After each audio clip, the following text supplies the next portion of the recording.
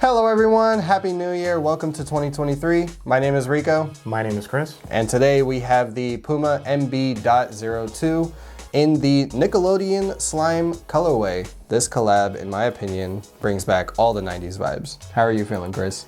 I was a huge Nickelodeon fan growing up. I watched a lot of the TV shows, loved the slime references, even though I found it kind of gross. But for the most part, you know, this brings a little bit back some of the nostalgia that I had as a kid. I wanted to get slime personally as a kid, but that dream never happened. But anyway, before I get into these, I do just want to give two shout outs to two amazing companies. One of them being Edgespray. This is essentially traction in a bottle. When you spray this onto your shoes, you're gonna have amazing grip indoors for all indoors activities, which is pickleball, basketball, rock climbing. Can you think of any other indoor references? Just anything. Just any indoor. Don't take these outdoors. Yeah. Not the shoes, the bottle. Definitely check this out. We have an affiliate link with them, also with a discount code, so that way you guys can save some money and also try out an amazing product. The link in the description will be down below. The second shout out I want to give is Sinceapperal. Just dropped one of their new hoodies, which is History Over Hype. That's what I personally believe, and I'm sure some of you fans watching this as well believe. Make sure to check that out as well. Link will be in the description. And with that being said, let's finally talk about these. And now, real quick before I get into design, what do these remind you of? What do you mean? These the Rick and Morty? Well, these remind me of the colorway for the Grinches. If you really look at it, it kind of gives you a remnants of the Grinches. It does have the two-toned colors, really does. as you can see there, but it does have hints of slime. Also, if you find some laces, like on the laces websites, you can swap these out with red, really pop it off. Yeah. And honestly, you have, starting with the side design of the logo, you do have a lot of the slime designs going down, which is one of my favorite hints, which is on top of that logo. And it's hidden too, it's subtle, it's not in your face. It's very, I'm glad it didn't go with like a mint green for the logo and kind of give it that off look. I feel like it was great keeping it the same as the outsole. Now, you do have slime references on the toe as well. You do have a hidden mesh underneath, and you have the signature mellow wings going all across the shoe here. It almost looks like flames, by the way. And you still get the mesh on the tongue. You get the nice, good quality logo as far as I see. And you get a lot of softness right around dealing with the nice grip toward the frontal of the foot. I think he's getting a little too comfortable with these shoes. Yes. But Jeremy, I've actually seen some of the sketches. He's actually mentioned it in the video where he's talked about the MB02. Yeah. So yes, they do kind of look like flames, but the design down the lateral and medial side are actually a part of his feather tattoo on his chest. I did see that, and I think this was kind of lacking in the previous shoe. Yeah. Were the flames, but if you look a little bit closer into the wings area, you do see a kind of slight design. It's a, I don't know what to call that graphic per se, but it's a textured design on one of the wings on the lateral and medial side. Yeah, it's very interesting, and I feel like pretty much, I think this design was also on other shoes, on the other models as well. Yeah. On the two-tone colorway when they went with this specific shoe. But overall, I feel like there's slight subtle changes from this shoe from the first one. Yep. But so far, I think it's a pretty interesting overall, design. It's the same silhouette, just minor design material changes. Yeah. Which should, in practice, perform very well. Of course, preferences will matter, of course, when you're bouncing around and running up and down the basketball court in these, which, speaking of which, let's get into the tech specs. So starting with the bottom, we have a feather-inspired outsole, which, funny enough, this was not intentional, by the way, but the middle of it kind of looks like the Puma teeth, the tiger, or not the Puma teeth, like jaw opening and closing. Yeah. Again, that was not intentional, but it also has the rare on that one, and it has slime on the left shoe. So that's a nice added bonus for that. But getting into the midsole, Only dropped today. It's too slimy to handle. Too slimy to handle. But the midsole is a compression molded EVA with 2 pucks of nitro infused pucks into the forefoot and heel.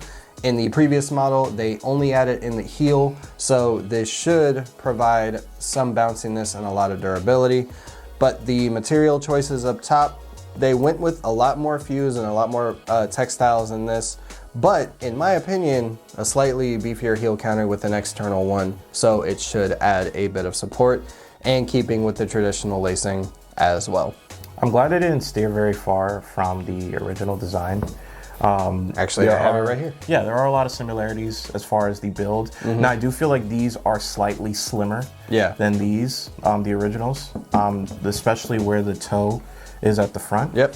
And you can kind of see that they kind of gave it a more pointed feel and kind of fitting more to your foot. They did slim it. Yeah, they definitely did slim it, which I am very grateful for that, because the issue that I had with the first one was that the middle would be slim, but once you get to the front of the shoe, it would fatten out. So I think that's... Wouldn't that be better as a wide footer though? I feel, but even me as a wide footer, when I tried these on, the reason why I didn't pick them up initially was because of that issue. Okay. Even when you step, it widened out too much, and it was a bit jarring. Yeah, it didn't really feel that good sometimes on feet. But I do feel like now that it still gives you a little bit of widening around the front, but you still get a nice sleek look on them. So I actually am very, very well appreciative of that. Okay. But also one thing I did want to mention specific to the Nickelodeon collab is the insoles as well.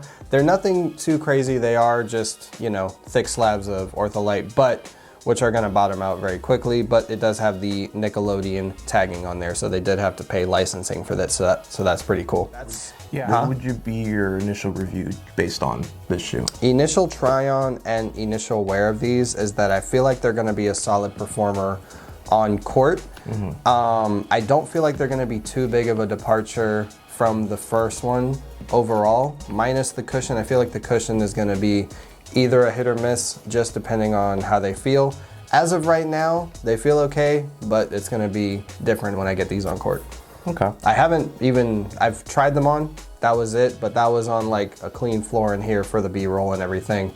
But no, I haven't put these on court yet, so. Okay. So rated based off of just the looks? Yes, rated based off of the looks. Compared to the first one, materials, in my opinion, saves the first one. It gives it a nice differential factor when you're looking up and down the profile and the toe down view as well. So in my opinion, this is slightly better at about an 8.5. This is about an 8 myself.